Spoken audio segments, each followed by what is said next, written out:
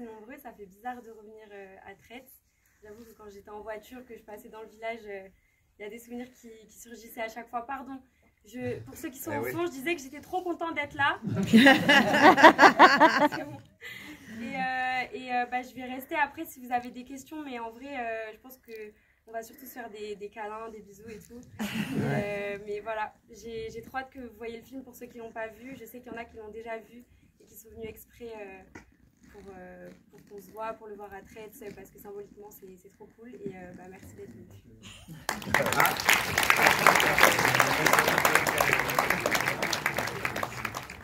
Alors désolé, on n'a pas de micro, je vais essayer de parler un peu fort. Ouais.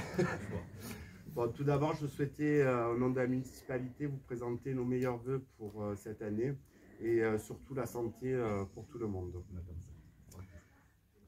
Vous m'entendez pas? Ah, désolé. Donc mes meilleurs vœux au nom de la municipalité et beaucoup de santé à tout le monde. C'est un plaisir de vous voir et de voir notre salle de cinéma aussi pleine ce soir. C'est avec beaucoup de fierté que le maire qui m'a demandé de le représenter et l'ensemble des élus vous accueille ce soir pour une soirée exceptionnelle dédiée au 7e art et à une jeune Tretsoise et une jeune femme talentueuse. Nous avons l'honneur de vous présenter donc le film Diamant Brut, une œuvre qui a fait sensation lors du Festival de Cannes 2024. Mais ce soir, nous avons une raison supplémentaire de nous réjouir. L'une des actrices principales de ce film n'est autre que la Tretsoise, donc Malou Kebizi, à qui je demande de me rejoindre.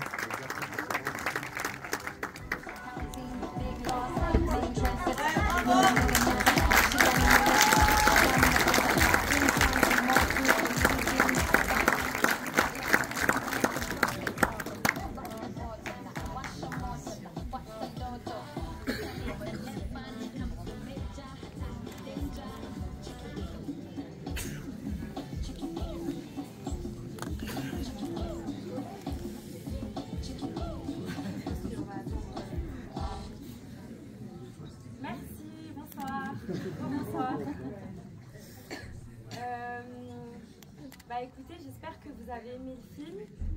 Quand je suis rentrée dans la salle, le son était un peu faible, j'espère que ça allait. Ok, vous avez bien entendu. Écoutez, c'est un peu intimidant pour tout le monde, j'imagine, mais si vous avez des questions, je peux y répondre. Également sur des questions de mise en scène, si jamais il y en a qui ont des questions de mise en scène, à force de faire des avant-premières et de présenter le film, je commence à avoir les réponses à quelques questions. Donc n'hésitez pas. Comment tu as vécu le film? Alors la question c'est comment j'ai vécu le film. Voilà. Je l'ai très très bien vécu. C'était un tournage qui, malgré son histoire qui est assez difficile et cette jeune fille qui traverse plein de choses hyper compliquées, ça a été fait dans un cadre extrêmement bienveillant. Et du coup j'ai été super bien accompagnée de A à Z. Et donc ça s'est fait dans des conditions toutes douces, même si c'était beaucoup de travail sur le tournage, c'était assez fluide et assez naturel.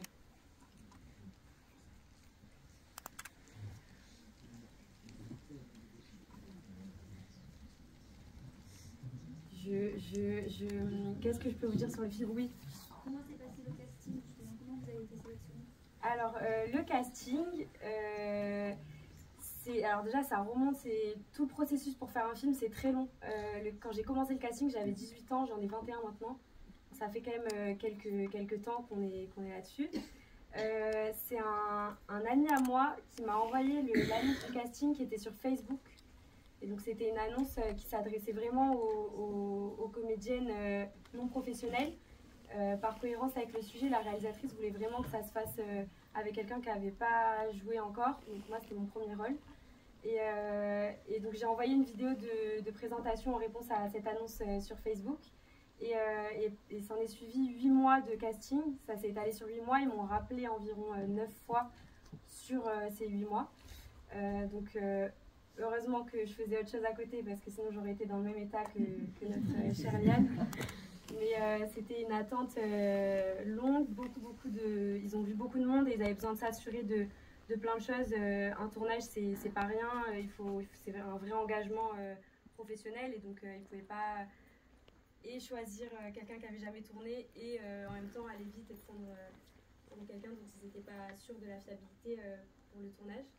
Donc voilà, ça s'est étalé sur 8 mois, il y a eu plusieurs étapes, et au fur et à mesure, je sentais que je me rapprochais de plus en plus de décrocher le rôle. Voilà. Oui. Comment tu l'as vécu de passer d'avoir fait ton premier rôle, donc jamais joué, à faire par exemple alors la question c'était qu'est-ce que ça m'a fait de passer en gros de ne pas faire du tout ce métier-là et de me retrouver à Cannes et tout ce qui a suivi avec le film. Il y a plusieurs choses. Déjà, ce qui est bien, c'est que justement c'est très long, mais ça permet de voir venir un peu toutes les étapes, même si on n'est jamais prêt pour une sélection à Cannes et il n'y a pas trop de mots pour expliquer tout ce qu'on peut ressentir et tout ce que ça amène à vivre par la suite. C'est Cannes d'abord, puis après c'est d'autres festivals, c'est présenté dans plein de cinémas partout en France, et c'est un enchaînement de trucs, il y a la presse, il y a des photos, donc tout ça on peut pas vraiment s'y préparer, mais on peut un peu l'anticiper.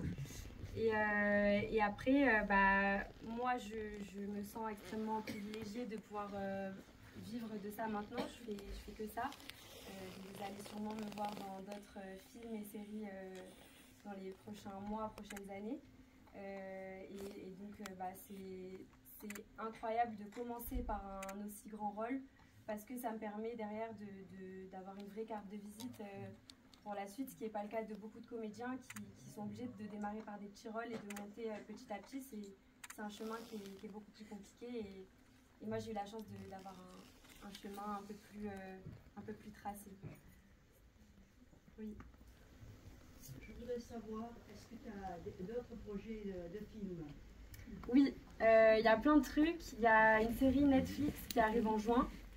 C'est la prochaine série de Igor Gottesman. Pour ceux qui connaissent, c'est celui qui a fait Family Business par exemple, et Five, et Fiasco d'ailleurs, il n'y a pas très longtemps. Donc je tourne on a fini le tournage cet été, donc ça sort en juin. Et puis après, il y aura plusieurs films au cinéma, dont un film d'époque avec notamment Vasily Schneider qui est dans Le Comte de Monte Cristo, voilà, par exemple. Et plein d'autres projets. Mon année 2025 est bien remplie, Dieu merci. Bonne chance. Merci.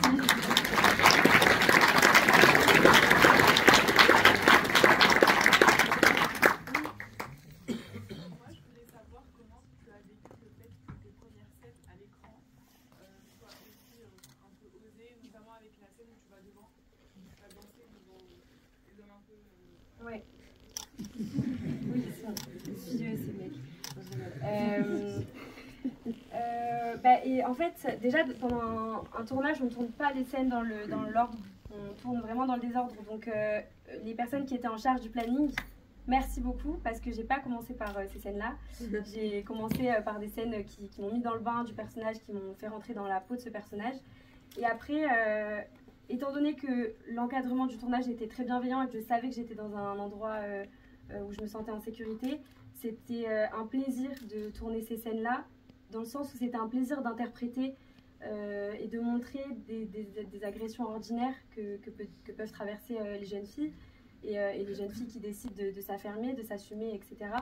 Donc c'était même à la lecture du scénario, j'ai vraiment apprécié qu'il y ait ces scènes un peu crues qui existent, parce qu'elles sont importantes à l'histoire, elles sont importantes pour qu'on comprenne toute la douleur de ce personnage. Et après, ce qui m'a beaucoup aidée, c'est aussi le fait que ce ne soit pas vraiment mon corps. On a, par exemple, pour la poitrine, c'est des prothèses qu'on a fait dans un studio à Paris. Et du coup, en fait, ça me permet de prendre beaucoup de distance quand je regarde le film, de ne pas voir vraiment mon corps. Il y a eu beaucoup de changements esthétiques, physiques. J'avais pris du poids aussi pour le rôle. Donc il y a plein de choses qui font que quand je regarde le film, je vois vraiment mon personnage plus que moi.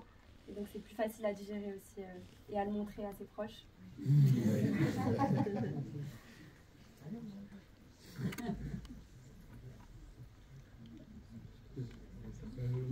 Vous avez toujours voulu faire ça, actrice, et puis depuis le départ, elle pris des cours avant, ça. C'est pas un autre comme ça du ciel. Ouais, merci. Alors la question c'est si j'ai toujours voulu faire ça. J'ai pas toujours voulu faire ça pour plein de raisons. Je pense qu'on a tous des rêves un peu enfouis, mais qu'on n'ose pas trop verbaliser ou qu'on n'ose pas trop pousser jusqu'au bout. Et surtout quand on grandit à Traite, au final on est loin de pas mal de choses. On est obligé, ne serait-ce que pour aller au lycée, on est obligé de sortir. Donc c'est pas évident de rêver à être actrice, c'est trop utopique. Donc j'avoue que j'avais pas formulé ce désir-là. Mais quand je suis arrivée à Marseille, quand j'avais 15 ans, quand j'ai quitté mon petit village, j'ai commencé des cours d'impro dans une association à Marseille.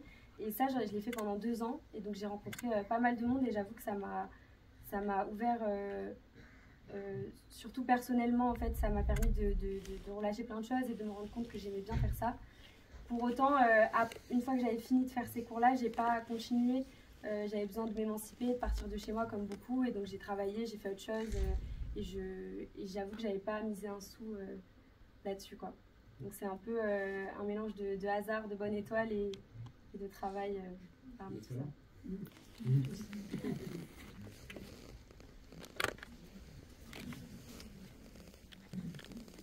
La réaction de tes parents et de ton frère.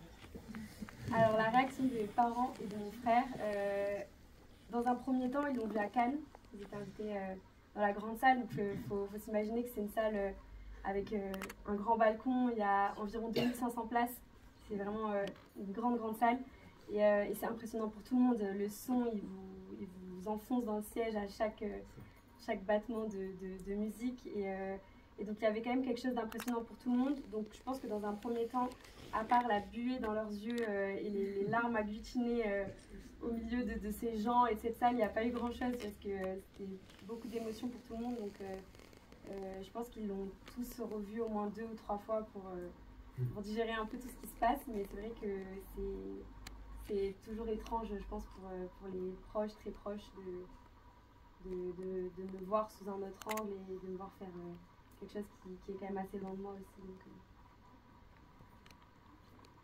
oui. Comment est-ce que tu as préparé ton personnage? Est-ce que tu t'es inspiré de personnalités publiques ou c'était juste un travail avec la réalisatrice ou d'autres personnes? Alors on a beaucoup travaillé le personnage autour du scénario, avec vraiment des lectures. J'avais aussi une coach d'acteur qui s'appelle Karine Nuris sur Paris qui, elle, me faisait réviser les scènes les plus importantes. Mais par contre, on n'a pas du tout voulu calquer ou recopier quelconque candidate, même s'il y a des références dans le film, dans les dialogues. Mais sur le travail que j'ai mené pour incarner ce personnage, au contraire, il fallait même que je regarde pas de film et pas d'émission pour m'influencer.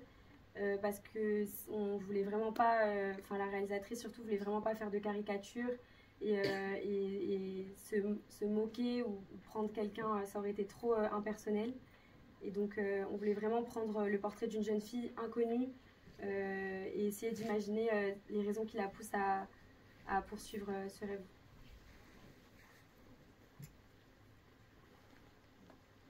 Et l'accent, Manu, il est sorti tout seul? L'accent, j'avoue que je suis un peu un petit caméléon. Et de toute façon, en vrai, quand on n'est pas de Marseille même, je pense que c'est le cas pour beaucoup d'entre vous. À Traite, on a plus un accent provençal, quand même assez différent de l'accent marseillais. Vous m'arrêtez si je me trompe. Mais et du coup, déjà, ça permet de pas être. Je sais pas. En fait, je sais pas trop l'expliquer. Je suis pas née avec une famille de bons poissonniers provençaux, même si j'aurais adoré. Hein. Mais du coup, j'avoue que je suis pas née dans un accent très très prononcé.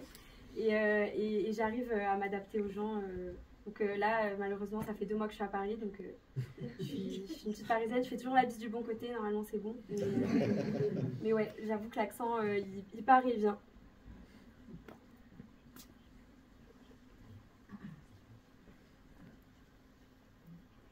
On va boire un coup? On va aller boire un coup, oui.